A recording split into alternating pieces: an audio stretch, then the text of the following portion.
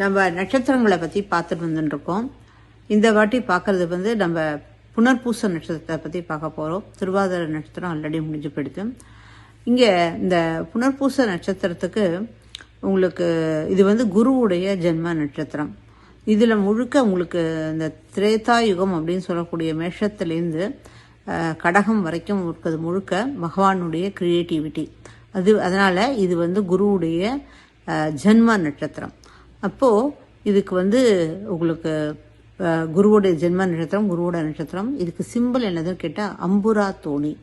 அதாவது நம்ம ஒரு அம்பை விடுறோம். ராமபானம், இந்த இடத்துல நம்ம முக்கியமாக எடுத்துக்க வேண்டியது ராமபானம். ஏன்னா இது ராமருடைய நட்சத்திரம், சூரிய வம்சமானது.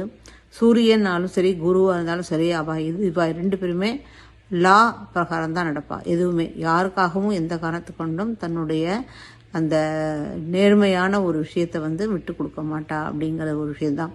அதனால அவர் விடுற அம்பானது தன்னுடைய காரியத்தை முடிச்சுட்டு திருப்பியும் தோணிலேயே உட்காந்துக்குமாம். அதனால தான் அம்புரா தோணி அப்படின்னு இதுக்கு கொடுத்துருக்கிறது. அதாவது ஸ்தாபனம், புனர்ஸ்தாபனம். ஒரு விஷயத்தை, ஒரு கெடுதலை முடிச்சுட்டு ஒரு நல்ல விஷயத்த ஸ்தாபனம் பண்ணுறது. போன திருவாதிரை நட்சத்திரத்தில் நான் சொல்லியிருந்தேன், ரொம்ப இடியுடைய சேர்ந்த மழை, மின்னல் மழை அப்படின்னு சொல்லியிருந்தேன்.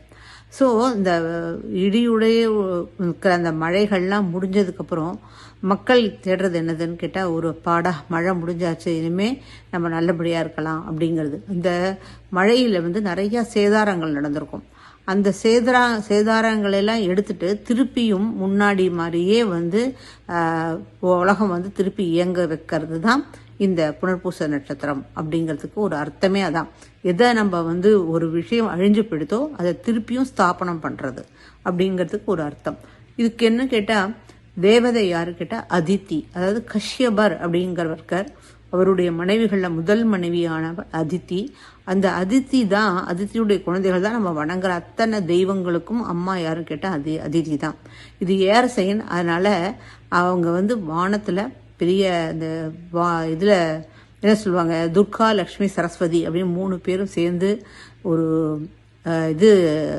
அதித்திங்கிறது ஒரு ஏர் ரிலேட்டடில் பகவான் அம்பாள். அதனால நம்ம இந்த எந்த பிரச்சனைகள் இருந்தாலும் நம்ம இந்த லக்ஷ்மி சரஸ்வதி, துர்கா லக்ஷ்மி சரஸ்வதி வணங்குறது ரொம்பவே நல்லது. இப்போ நான் முன்னாடியே சொல்லிட்டேன், இப்போ ரெமெடி பின்னாடி தான் சொல்லுவாள். ஆனால் இங்கே இது தேவதான்னு வரும்போது இதை நம்ம முக்கியமாக சொல்லி தான் ஆகணும். அதுக்கப்புறம் இது எதுக்கிட்ட இது டியூவலிட்டி இந்த சிம்பிளில் வருது இல்லையா உங்களுக்கு. ஃபஸ்ட்டு அதாவது இரட்டை அப்படிங்கிறது இங்கே நம்ம 2 குழந்தைங்க தான் சிம்பிளாக கொடுத்துருக்கோம்.